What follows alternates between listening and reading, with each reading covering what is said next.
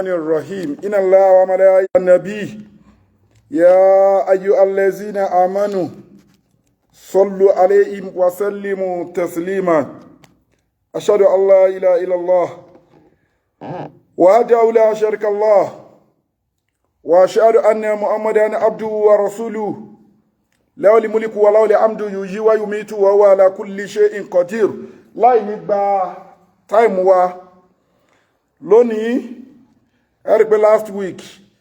program wa náà tẹ́lẹ̀ ayédèrú òjíṣẹ́ Ọlọ́run là ń bá bọ̀ débi pé àtúwá di pé wọ́n tún sọ̀rọ̀ ìṣẹ̀ṣe làgbà la fi ní ká sọ̀rọ̀ nípa ẹ̀ torí pé kí ni àwa ń ṣe ìdánilẹ́kọ̀ọ́ ògùn ìwòsàn fáwọn èèyàn tó jẹ́ tewé tó jẹ́ tegbò so káwọn èèyàn máa wò pé wọ́n sọ pé ṣẹ̀ṣe ò dáa wọ́n dẹ̀ ń kọ́ wọn lóògùn wọ́n ń ṣe kíní tó jẹ́ pé ògùn ìwòsàn la fi ní ká ṣe clarification ẹ má gbé ìrújú wọnú kíní ẹlẹ́kejì kí n tó lọ jìnnà ọmọ ní ẹ má pèèyàn ní kèfèrí ó lè pèèyàn ní kèfèrí o yes ó lè pèèyàn kèfèrí ṣó mọ̀ pé Al-Qur'ani yẹn Ànábì Muhammad sallallahu ta'ala alaihi wasallam lọ́lọ́run fi rán ó dẹ̀ fi direct sí wa wallazi ba'atha fil a'udhu billahi minash shaitanir rajim bismillahir rahmanir rahim kì í ṣe bí tá ń lọ nìyẹn o mo fẹ́ kó mọ̀ pé ó lè pèèyàn kèfèrí Ọlọ́run sọ fún Muhammad ní suratu Jumu'ah wallazi ba'atha fil ummiyina rasulan minhum yatlu alayhi ayati wa yuzakki wa yu'allimuhumul kitaba wal hikma wa in kanu min qablu lafi dalalin mubin. Ọlọ́run fi Al-Qur'ani kọ́ Ànábì Muhammad through Abdullah Jibril ó ní ká Ànábì Muhammad kó máa fi kọ́ gbogbo àwọn èèyàn lọ so látara pé Ànábì fi kọ́ àwọn èèyàn torí pé kí ni wa ma arsalnaka illa rahmatan lil alamin ومن أرسلنا إلى كافة للناس بصيرا ونصيرا gbogbo àgbáyé la rán Ànábì Muhammad sí sallallahu ta'ala alayhi wa sallam òun náà ló bí tọ́lọ̀ fún kó fi Al-Qur'ani kọ́ gbogbo àwọn èèyàn pátápátá nínú ayé so ló fi wá dọ́dọ̀ títí wá ibi tọ́lọ̀ wọn bá ti sọ pé kúl Ànábì ló sọ fún pé sọ pé kúl tọ́lọ̀ wọn bá sọ fún Ànábì pé sọ pé yẹn ó ti jẹ́ kí ìwọ náà lè sọ pé fáwọn èèyàn. So suratul kafirun kul ya ayyuhal kafirun Ànábì jẹ́ kó mọ̀ ní Ọlọ́run sọ pé mo pè yín kèfèrí wọ̀nyí so ó lè pèyàn ní kèfèrí tó bá yẹ kèfèrí ni náà ó ní anikako sáré treat pé ọ̀rọ̀ Osanyinbikin Olubikin ló kọ́kọ́ já ewé ẹnìkan ló sọ mo rí fídíò yẹn ní Olubikin ló kọ́kọ́ já ewé Osanyinbikin ló kọ́kọ́ wá Egbo àwọn ò kí ń dá sí controversy online but eléyìí ó fẹ́ ó kàn wá látara àwọn ẹ̀kọ́ egbòogi tá fi ń kọ́ àwọn èèyàn tí ó dẹ̀ lẹ́bọ nínú kulli da'ila ujawahu falatatlibu dawahu lidayikun falatatlibuhu bi haram ó dẹ̀ tún bá prógrámù táwa ń bá bọ̀ tẹ́lẹ̀ pé ayédèrú òjíṣẹ́ Ọlọ́run báwọn tó yẹ pé wọ́n jẹ́ first sheikh tí wọ́n ṣe gbé àwọn ìrújú wọnú ẹ̀sìn mọ́ ẹ̀ ń bá babaláwo tó ń da ogun ẹ̀ pọ̀ ó tún bá tọ́pìkì wa mú torí tọ́pìkì títí wa ní Global Dahiratu Dhikrlahi lórí wáàsí ó dá lórí tawhid so ọ̀nà méjèèjì yẹn ni nígbà táwọn ń káwọn èèyàn pé ẹmẹ́wé ewúro ẹmẹ́wé kíní kan ẹ̀pọ̀ pọ̀ mọ́ kankan ẹ fi lò oògùn inú rúnrún ni tẹ́nìkan wá sọ pé ẹ ti ń bá ṣẹ̀ṣe wí àti sọ nǹkan tó ń jẹ́ ìṣẹ̀ṣe àti sọ fún wa ní last week kọ́ṣọ̀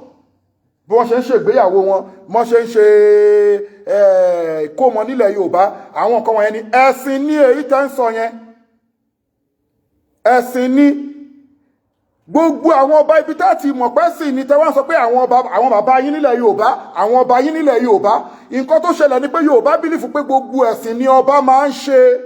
yóò lọ ṣọ́ọ̀ṣì yóò bá wọn bọ Ògún yóò bá wọn lọ sí mọ́sálásí yóò lọ yídì làwọn ọba kan fi sọ pé kò jọ àwọn fẹ́ jẹ́ mùsùlùmí pọnrangandan so àwọn ọba tí wọ́n wá jẹ́ mùsùlùmí pọnrangandan yẹn tí wọ́n jẹ́ pé orí ìrun Yorùbá yẹn ẹ̀yin wá wọn pé bóyá àwọn ló gbé kinní kan wá baba ńlá kan baba ńlá wọn kan ó fẹ́ tẹ́ everybody lọ́rùn ibi tó fọ́ọ̀lù sí ni Ọ̀rànmíyàn Ọ̀rúnmìlà Ọbàtálá Ṣàngó Ògún àwọn nǹkan tẹ́ ń kà á lẹ̀ yẹn wọ́n ń bọ wọ́n ní ẹ̀sìn nìyẹn àmọ́ ká má gbà wá ní time Olubikin ló kọjá ewé so òun náà ló jà fún wọn ní China òun ló jà fún wọn ní Asia òun ló wá já ewé fún wọn ní South Africa, gbogbo àgbáyé ló ti já ewé. Ọ̀rọ̀ tálí Kùránì bá sọ wàá bá nínú gbogbo ìwé ló máa stamp ẹ̀. Gbogbo ayé ò jiyàn nípa Ànábì Adam alayhi salatu wassalam. Kó tó wá dì bẹ́ẹ̀ yẹn Ọlọ́run bá ń bá wa sọ̀rọ̀ ní Suratu Yunus. Kí Ọlọ́run bá ń sọ, Ọlọ́run bá ní Bismillahirrahmanirrahim. Ká tó wọ Suratu Yunus àbí ká tẹ̀ ọkọ̀ treat Suratu Yunus, Ọlọ́run ní inna rabbakumullahu allazi alaka samawati wal ardi fi sittati ayami summa astawa ala al-arshi yudabbiru al-amra ma min shafi'in illa min ba'dihi isnihi zalikumullahu rabbukum fa'buduhu afala tazakkarun. Allah bá ní inna rabbakumullahu allazi alaka samawati wal ardi fi sittati ayami. Allah bá ní èmi Ọlọ́hun ọba èmi Ọlọ́hun ọba tí mo dá Ṣàngó, èmi Ọlọ́hun ọba tí mo dá Ọbàtálá, èmi Ọlọ́hun ọba tí mo bá Ọbàtásà, èmi Ọlọ́hun ọba tí mo dá Ògún, èmi Ọlọ́hun ọba tí mo dá ìwọ tó ń gbìjà Ògún, èmi Ọlọ́hun ọba tí mo dá Olubikin, èmi Ọlọ́run ọba tí mo dá Osanyinbikin, èmi Ọlọ́run ọba tí mo dá yìí followers àwọn gbogbo nǹkan tá kà sílẹ̀ yìí. Alaka samawati wal ardi, èmi Ọlọ́run ọba èmi ni mo dá gbogbo nǹkan tó ń bẹ ní sánmọ̀ pátápátá. Wal ardi, èmi Ọlọ́run ọba ni mo dá gbogbo nǹkan tó ń bẹ nílẹ̀. Àtewé tó l'Osanyinbikin ló kọ́kọ́ já, àtegbò tó ní Olubikin ló kọ́kọ́ já ewé, Osanyinbikin ló kọ́kọ́ wa egbò. Ọlọ́run ọba ní èmi Ọlọ́run ọba ni mo dá gbogbo nǹkan tó ń bẹ ní sánmọ̀ àti gbogbo nǹkan tó ń bẹ nílẹ̀. Fi sittati ayamin, mo wá dá fún ọjọ́ mẹ́fà, 6 days. Ọjọ́ mẹ́fà tọ́lọ́run fi dá ayé yẹn, ó ní summa astawa ala al-arshi. Lẹ́yìn ọjọ́ mẹ́fà yẹn mo wá dá àlẹ́ sí èmi Ọlọ́run. So ó jẹ́ ká mọ̀ pé Ọlọ́run dá ayé,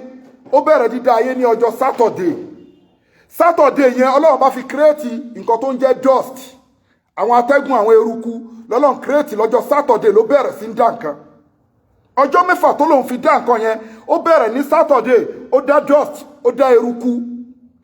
Sunday ó dá àwọn òkè ńláńlá.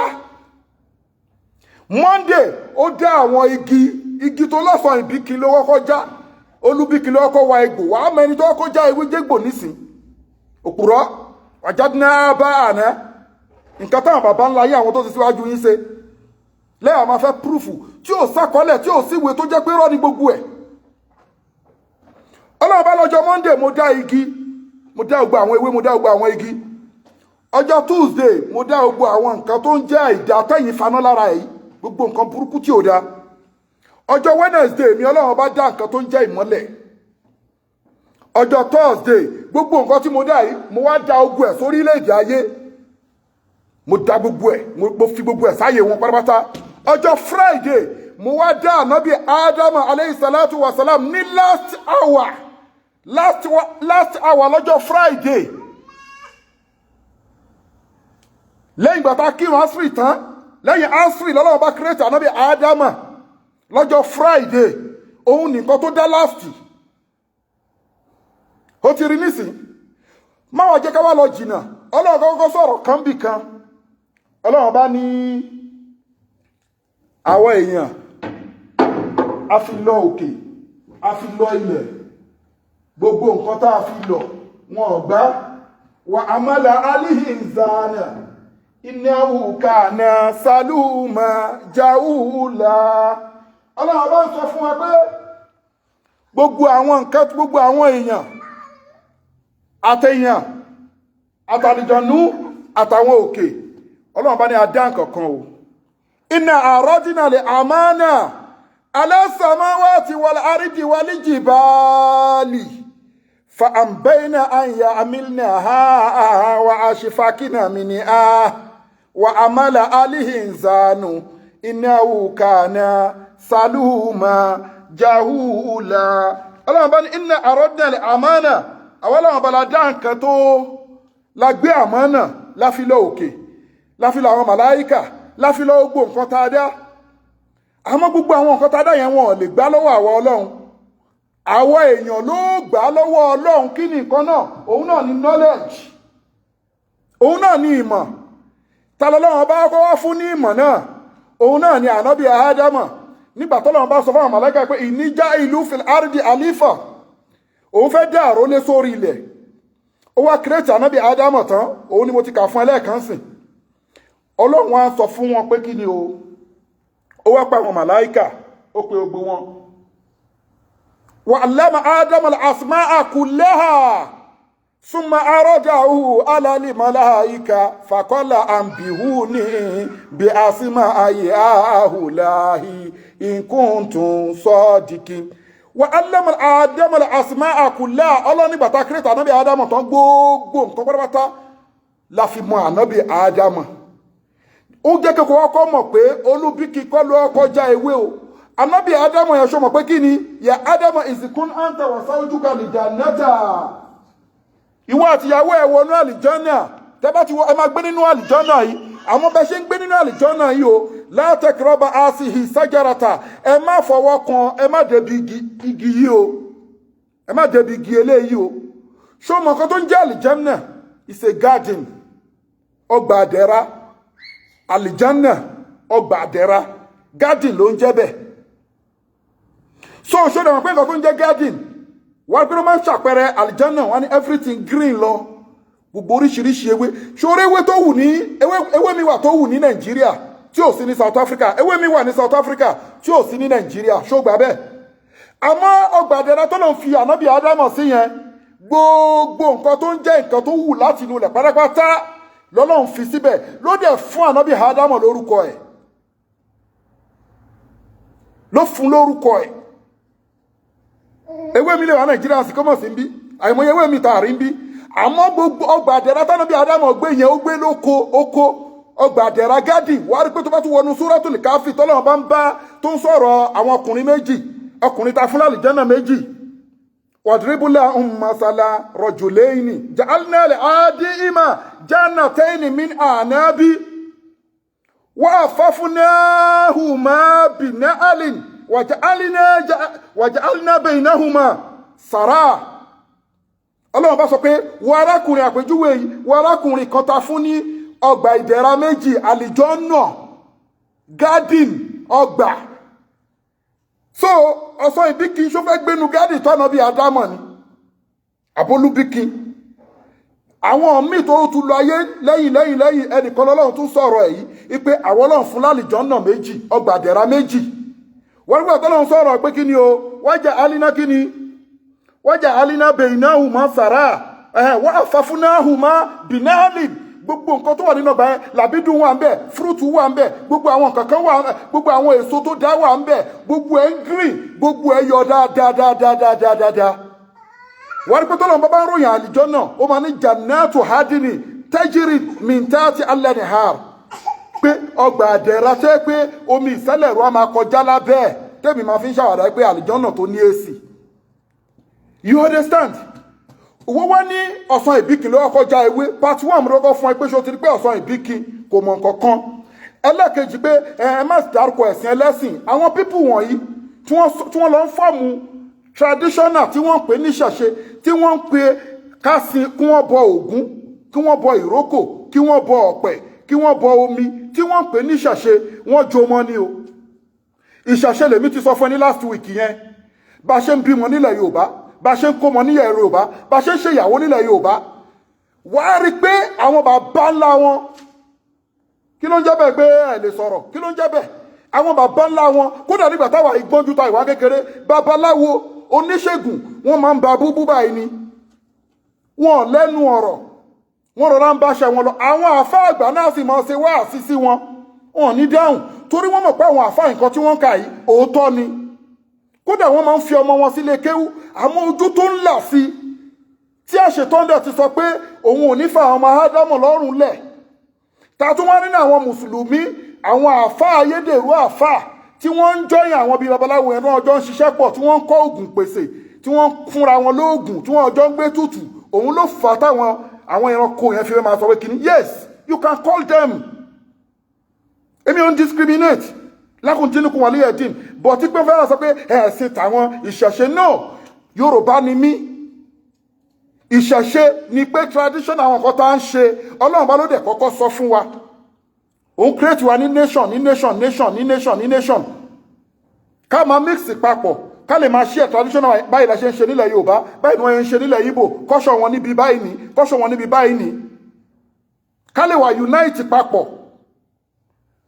But èyí tá ń pè ní ṣàṣe yẹn ẹ̀sìn ní àlègbá láàbùdù máa ń ta àbùdù náà. Kúlí yá ayú àlìkáfírùn. Ta ló sọ pé wọn lè pè yín kèfèrí?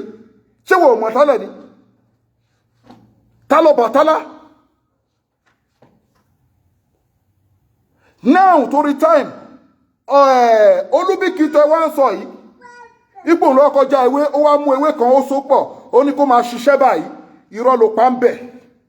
Wá bá mi lọ sí súrọ́tù Al-Baqara 102 tọ́lọ́wọ́n bá ń sọ pé wattaba'u ma tatlu shayatinu ala mulki Sulaymana wa ma kafara Sulaymana walakina shayatina kafaru yu'allimuna an-nasa as-sira wa ma unzila ala al-malakaini bi Babila Haruta wa Maruta. Mo wá verse yẹn ni mo kàn kà fún ẹ lọ́dọ̀ ni o. Verse yẹn ló jẹ́ ká mọ̀ pé kí ni o. Ṣé rí wọ́n pé kíní kan ní Iliam. Olubikin kọ́ lọ́wọ́ kọjá ewé tó bá já ó já lọ́dọ̀ títí wọn ni.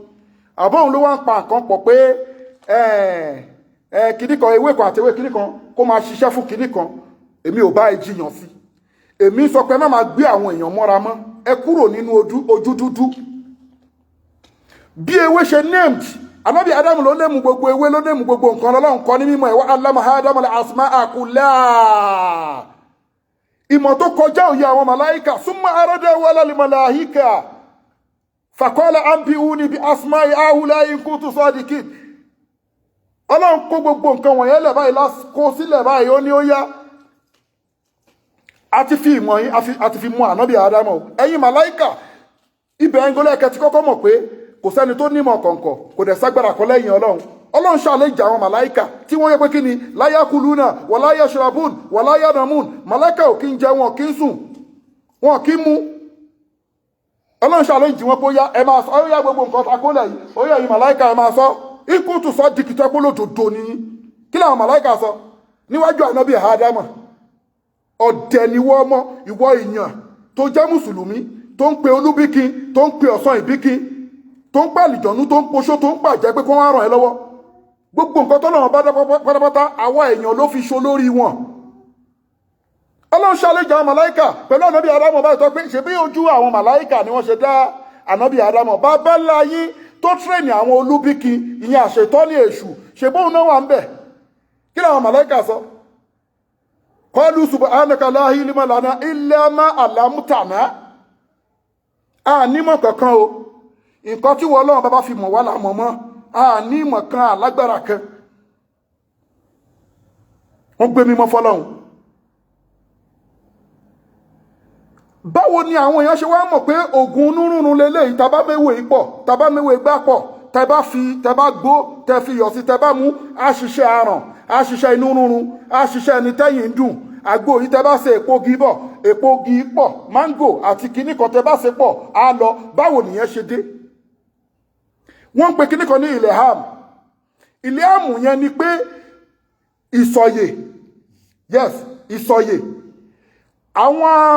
Àwọn ẹ̀dá kan wà tí a ń pè lánàbì tí wọ́n ń ṣànábì. Tó jẹ́ pé Ọlọ́run rán màláíkà sí wọn. Tó jẹ́ pé kí ni o? Ọlọ́run bá wọn sọ̀rọ̀ true knowledge Ilham. Màmá Ànábì Ìsá alayhi salatu wa salam. Màmá tó bí Jésù. Ẹ rí pé ìgbà tó ti di pé Fáráò máa ń pa àwọn ọmọ ọkùnrin. Ta ló sọ fún màmá Jésù pé kó kan àpótí kó wá gbé Jésù sí kó wá gbé Músá síbẹ̀ jàre màmá Ànábì Músá pé kó wá gbé Músá síbẹ̀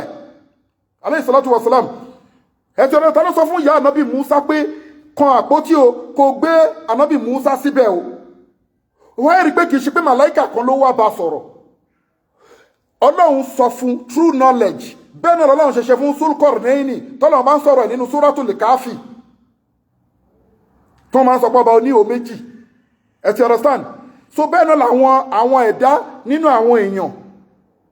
kì í ṣe gbogbo àwọn ànábì Ọlọ́run a lè pè wọ́n lánàbì lọ́lọ́run bá rán màláìka Jibril sí àwọn míì ò bá wọn sọ̀rọ̀ true knowledge wọn ni. Bẹ́ẹ̀ náà wá ní ó ṣe fáwọn èèyàn míì kódà up till now ó fáwọn èèyàn míì ní knowledge pé wọ́n kàn wọ́n pé ewé ewúro tẹ bá gbó pọ̀ mọ́ ewé jìnrìn á ṣe nǹkan báyìí o wọ́n máa rò bẹ́ẹ̀ wọ́n wá practice ẹ̀ kíní yẹn Ọlọ́run wá fàṣẹ sí ló fi ní kú lè dá ilẹ̀ àwùdà wá ò fálítẹ́tìlì bú dà wá ò lè dà yíkùn fàlátẹ́tìlì bú òbí aram mi ní dá ìṣọ̀kan kí n má fi ìwòsàn ẹ̀tí lẹ́gbẹ̀ẹ́ àmọ́ mi ń fi ìwòsàn yín síbi nǹkan tí mo ṣe léèwọ̀ fún yín ẹ ti gẹ́ẹ̀tì ń sìn so báwọn èèyàn mi ṣe ń discover oògùn ìwòsàn nìyẹn sórí pé o sọ pé Olubikin ló ń kọ́ àwọn èèyàn lóògùn ló ń pa ewé pọ̀ ó ráìtì èṣù náà kọ́ àwọn èèyàn lóògùn àrólé èṣù ni shaitan iblis lanatullah alayhi because Ọlọ́run sọ ní súrátù kíni ní súrátù Baqara tí mo sọ fún ẹlẹ́kùn wọn ó tún pé kíni o wattaba'u ma tatlu shayatinu ala mulki Sulaimana wa man kafara Sulaimana walakina shayatina kafaru yu'allimuna an-nasa sirra yes àwọn Olubikin yẹn wàá rí pé àwọn oògùn kan wà ní àwúre ẹ̀yọ́nú ayé oṣólẹ̀ ìmùlẹ̀ àgbà wàá rí pé àwọn ètò wọn ti ṣe tipẹ́tipẹ́ látàyè Olubikin èmi lèmi ń sọ fún ẹbẹ́ o wàá rí pé kò ṣiṣẹ́ mọ́ wàá rí pé oògùn ìwòsàn bóyá ẹ mú ọsàn wẹ́wẹ́ ẹ fi lò pẹ̀lú akọgùn wàá rí pé kò change látọdún tí wọ́n bá ti mú oògùn ìwòsàn kan jáde wàá rí pé bẹ́ẹ̀ bá ṣe ń lò ó máa ṣiṣẹ́ lọ ni ẹ̀ẹ́dẹ̀ ní rí pé oògùn yín ta papọ̀ tó wọ́n pè lóògùn inú yín oògùn náà rùn yín kò wá tún jó oògùn náà rùn mọ́ kò ṣiṣẹ́ fún náà rùn mọ́ ìjẹ́ gbọ́ bẹ́ẹ̀ rí ṣùgbọ́n ẹ ń gbọ́ bẹ́ẹ̀ nínú àwọn oògùn àwúre oṣólẹ̀ ẹ̀yọ́nú ayé do you know why gbogbo àwọn oògùn ayé ẹ̀yọ́nú ayé yẹn àwọn ẹ̀mí òkùnkùn ló ń mú ṣiṣẹ́ ló ń dún nínú ẹ̀ wọ́n dẹ̀ máa ń kú àpadà sí aburú padà máa ń bá wọn ọ̀rọ̀ náà padà máa ń ṣẹ lórí wọn nínú àwọn oògùn wọ́n lọ kówé Ọ̀rúnmìlà jáde wọ́n lọ kówé Ṣàngó ìwé oògùn àwọn oògùn tó practice jáde mélòó ló ń ṣiṣẹ́ mọ́ nínú ẹ̀ wọ́n ti kú àwọn oògùn wọ̀nyẹn máa ń kú confam lèmi sọ fún ìwọ tó ṣẹ̀ṣẹ̀ fẹ́ mu lóúnjẹ pé oògùn kìnnìkan ó ń dára ẹ láàmú ni nǹkan tó dá sèmi lójú lèmi ń sọ àwọn oògùn kan wà tó jẹ́ pé wọn ò sí nínú fáìlì mọ́ wàá rí pé òkè wáì tí àwọn updating àwọn oògùn àwúre àwọn oògùn owó yẹn wáì tí wọ́n ṣe ń ní updating ẹ fi gbẹ́ jẹ búrẹ́dì ẹ fi kíní kan ṣe kíní kan wàá rí pé ayé kan ayé tẹ́lẹ̀ wàá rí pé wọ́n ní tí wọ́n bá gbé èèyàn wọ́n á gbé gbálẹ̀ lórí tí wọ́n bá ń pè owó á máa dà wàá rí pé àwọn nǹkan wọ̀nyẹn ló kọ́mọ̀ tẹ́lẹ̀ ṣáwọn nǹkan wọ̀nyẹn ò sí mọ́ ni wọ́n ti kú ni tẹ́ bá ṣe kò ní ṣiṣẹ́ so àwọn èṣù tuntun èṣù ń upgrade upstream àwọn family Ọ̀rúnmìlà Olubikin èṣù ń upgrade wọn yu'allimuna nasa sirra Ọlọ́run ní ìwọ èṣù ìwọ ló ń kọ́ àwọn èèyàn lóògùn oògùn kíni oògùn kádàrá oṣólẹ̀ ẹ̀yọ́nú ayé pẹ̀tupẹ̀tu olúgbòhùn àwọ̀rò tẹ́ẹ̀máwọ́ orí òkú tẹ́ẹ̀máwọ́ orí ẹyẹ ìwọ náà wò can you imagine ó ní agbe ló ń gbére pàdé olókun àlùkò ló ń gbére pàdé olósùn gbogbo àwọn nǹkan tí wọ́n ń kópọ̀ tí wọ́n ń pè ní gbólóhùn tí wọ́n ń pè lọ́fọ̀ yẹn tó bá ń gbọ́ sétí wa máa wò pé ṣé lè make sense ṣá wọ́n wá mix ẹ̀ pọ̀ tẹ́yìn náà fi wá wò pé ẹ má jẹ́ ká dárúkọ ẹ̀sìn wọn o ẹ má jẹ́ ká dárúkọ káyé tó dáyé ni wọ́n ti ń lálé àwọn bàbá wọn ò kì í sọ̀rọ̀ àwa gbọ́njú ba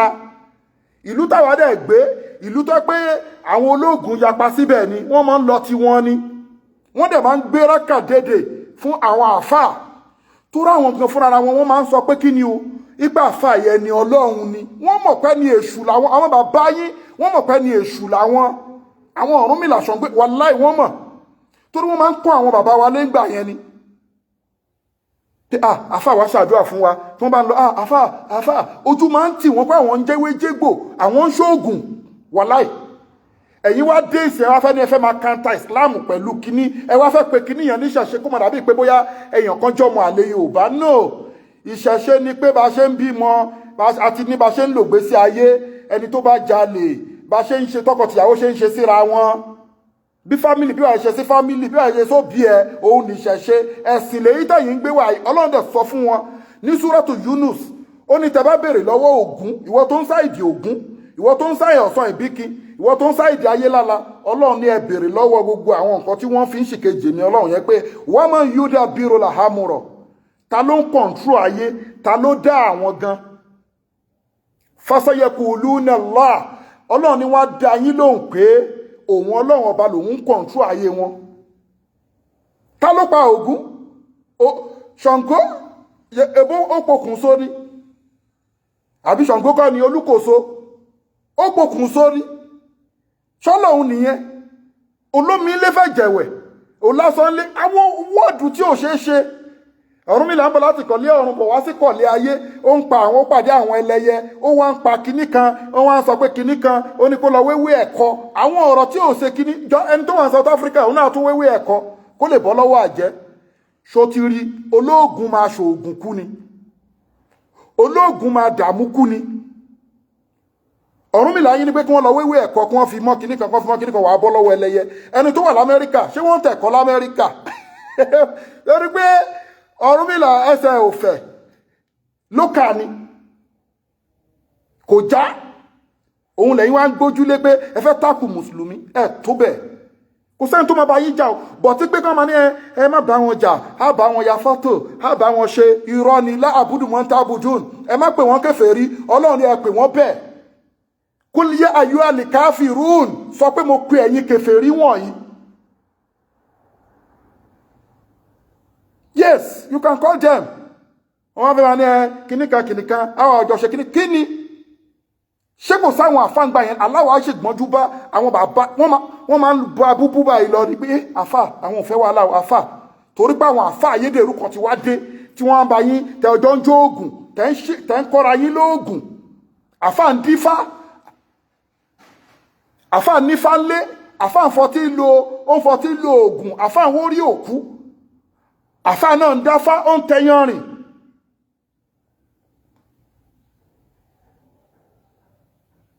ẹwà ọjọ́ àwọn ṣe àfà náà ń gbé pèsè àfà náà lọ ń ṣèwẹ̀ odò ṣe items àfà nìyẹn báwọn àfà burúkú ṣe jáwọnú nẹ́tíwọ́ọ̀kì àwọn tí wọ́n pera wọn lóníṣègùn babaláwo yìí òun ló bí tí wọ́n fi ń lẹ́nu ọ̀rọ̀ wọn bí bàbá ńlá wọn dá lọ́dọ̀ ta ni níwájú àlùkùránì wọn láì ṣe báwa lọ lékeu ibi tá gbé ibi tí wọ́n ti ń pera wọn lólógùn burúkú ni wọ́n máa ń lọ jẹ́jẹ́ ni eégún òkè ń gbẹ wájú ọ̀dọ̀ wa kí ló ń sọ yìí ẹ̀yin wá dẹ́sì torí pójú tí láìpẹ́ máa takù nǹkan tó bí takù yẹn àwọn ayédèrú àfà nínú mùsùlùmí àtàwọn mùsùlùmí míì tí wọ́n ń ba ayé ń ṣe ló fẹ́ fún ilẹ̀ ọ̀rọ̀ pé Kùránì ò ipe kò ságbára kan kí ló ń jẹ́ bẹ́ẹ̀ Ọlọ́run bá tó àwa Ọlọ́run bá tó wa so àwọn tó wá ń fàdíra yín lórí pé wọn ò lè pè yín ní kèfèrí yẹn Al-Qur'ani ní pé ẹ lè pè wọ́n kèfèrí kul ya ayyuhal kafirun ó dẹ̀ jẹ́ kó yé ànábì Muhammad sallallahu ta'ala alayhi wa sallam ya ayyuhar rasul balligh ma unzila ilayka min rabbika wa in lam taf'al fama ballagta risalatahu wallahu yasimuka minan nas. So ìwọ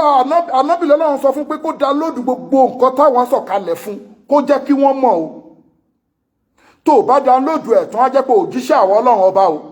òjíṣẹ́ wa pé nìyẹn o syllabus wa ò parí o complete syllabus nìyẹn o Ọlọ́run sọ bẹ́ẹ̀ fánàbì kí ló wá pera ẹ tó wá di bí owó wà ní alihulama warasatul anbiya wà lẹ́yìn àfàlẹ́ rọ́pò àwọn òjíṣẹ́ wọ́n ètò òṣèlè bá ẹlẹ́bọ sọ̀rọ̀ Suratu Tauba innamal mushrikuna najasun mi kí ẹ ṣe bórí platform tí mo ti ń ta àwọn apps mi ni mo ti máa ń ṣe lecture mi tó rẹ́ni tọ́lọ́run ọba ò bá ní bọ́ mọ́ ó máa kúrò láyé lọ́jọ́ náà kí wọ́n ti torí ẹ̀ pé iṣẹ́ mi jọmọ́ egbòogi kò jọmọ́ egbòogi o kì í ṣe sáṣẹ̀gùn o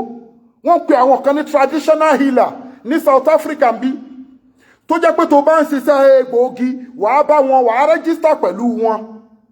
mi register pẹ̀lú wọn torí mi kì í ṣe traditional healer á dáfá wo nǹkan fún ẹ o àwọn traditional healer àwọn ní South Africa ló máa ń wo bones wọ́n wo egungun wọ́n ṣe kíní I know them wọ́n máa expect pé tó bá ń ṣe bí àwọn egbòogi kí wọ́n join papọ̀ ara wọn míì wọ́n máa join torí pé kíni elégbòogi náà ni wọ́n láti Nàìjíríà wá kán tó wọ South Africa oníṣègùn ni wọ́n but me join wọn because I'm not a traditional healer traditional healer a lọ ṣèwẹ̀ odò aṣọṣẹ àwúre a ní kí wọ́n gbẹ́bọ lọ sórí ìta a máa ṣèpèsè traditional healer. I'm not. Àfáà ni mi tó ní NAFDAC number ìjọba Ọlọ́run ọba dání tí mo dẹ̀ follow àná mọ́mọ́ anábìdẹ̀ ṣe dókítọ̀ ó ṣe gbòógì ẹ lọ wo tíbú nàbàwí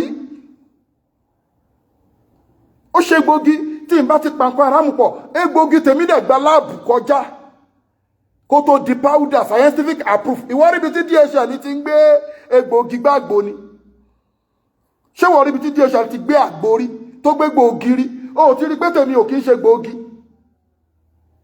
ó ti dé gbòógì tó ti ṣe kíni tó ti wà o understand that is refined tó wà legit táyé bá ń dáyàn láàmú ọ̀tọ̀ ní bí wọ́n ṣe fàlùkùrán yanjú ẹ̀. I'm not a traditional healer.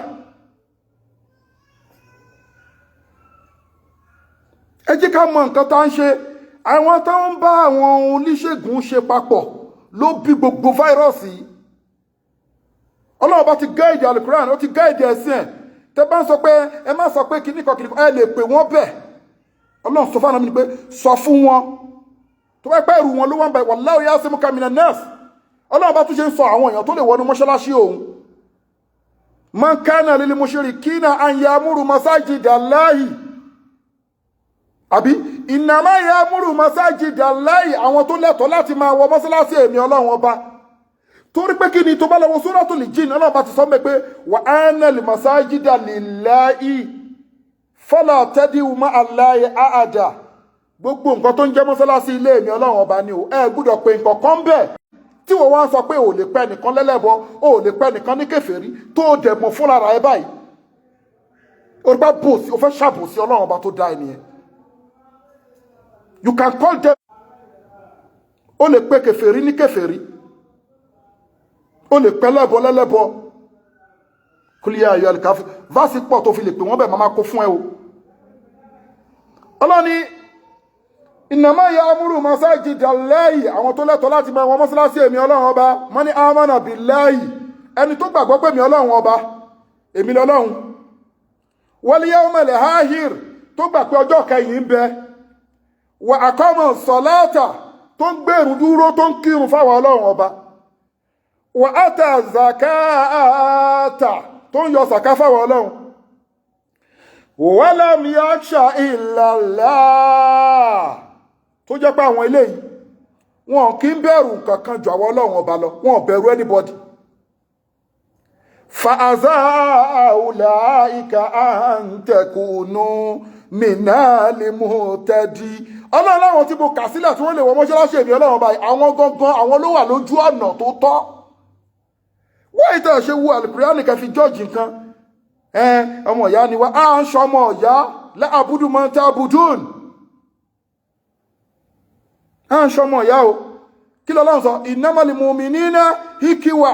kí ni ó lẹ́yìn mùmìní ọmọ ìyá ni yín kí ni mùmìní àjọ ń kírun àjọ ń gbàwẹ̀ àjọ ń lọ ájì àjọ ń lọ úmúra àjọ ń ṣoríṣiríṣi nínú ẹ̀sìn jẹ́jẹ́ làfádà ń ṣe wá sí irú wá sí táwa máa ń ṣe ń sí báyìí àwa ò bá oníṣàṣe wí dàrẹ́tì báwọn ológun wí o àwọn tó ti wà nínú Islam tí wọ́n ń pa nǹkan pọ̀ mọ́ ẹ̀sìn là ń ṣe wá sí fún ológun wa lọ yọjú pé ṣé ó lẹ́tọ̀ọ́ láti máa ṣe kinní kan ṣé ò mọ̀ ní ṣáìdí ní aláǹfóṣe bil kufri ṣé ò mọ̀ pé orí bú ló ń ṣe ni ẹ fi ọmọ tuntun ẹ fi bọ ṣẹ́rẹ́ àwọn ìdọ̀tí ẹ depo sórí irin ẹ pa ajá sórí kinní kan tẹ́bẹ́ wá sọ̀rọ̀ wá ní kí ìṣẹ̀ṣe Ògún ó wà ní Brazil ó wà ní kinní kan let me tell you something èmi rìn káàkiri ayé díẹ̀ o àwọn òyìnbó kò sí nǹkan tó bá ń ṣe lójú wọn tí wọ́n bá rí rí most of them wọ́n máa fẹ́ listen láti wo kinní yẹn nǹkan tó ṣẹlẹ̀ nìyẹn kì í ṣe pé Ògún special kì í pé Ṣàngó special they are ordinary human being ẹ lè worship wọn ṣé bọ́ọ̀lù ọlọ́run bá ń sọ ẹ ọlọ́run ẹ bèrè lọ́wọ́ wọn pé ta ló ń control ayé wọn ta ló dá wọn wọ́n mọ̀ yúdà bírò lẹ́ àmúrọ̀ kódà ayé tá ń káàbọ̀ igan tọ́lọ̀ sọ pé fíìsì tàti àyàmì súnmọ́ aṣítáwà alàlẹ́ àríṣì yúdà bírò lẹ́ àmúrọ̀ lẹ́yìn ìgbà tí mo dálẹ̀ ara sí èmi ọlọ́run ọba tán mo wá ń control affairs everything tẹ́ bá wọ́n sọ fáwọn èèyàn